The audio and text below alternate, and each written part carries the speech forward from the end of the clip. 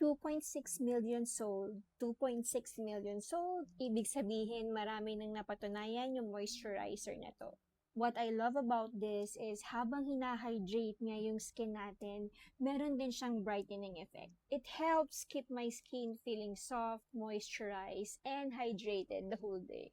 Lagay ko din siya guys sa leeg ko at higit sa lahat dahil nga meron siyang brightening effect, nilalagyan ko din yung siko. Kasi di ba minsan may mga discoloration tayo dito. Or saan mang part nyo na merong dark. Or saan mang body parts nyo na merong dark areas, pwedeng siyang gamitin. Kasi nga, meron siyang niacinamide. Ramdam mo agad guys yung effect niya after mo ma-spread siya sa mga areas na gusto mo. Ang lambot kaya nito sa balat. O, saka maganda rin siya under makeup. Yan.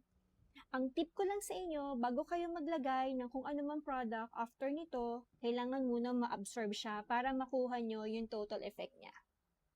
Kaya kung interested kayo at gusto nyo rin ng ganong skin, check nyo si Original Brightening Moisturizer. Andyan sa Yellow Basket.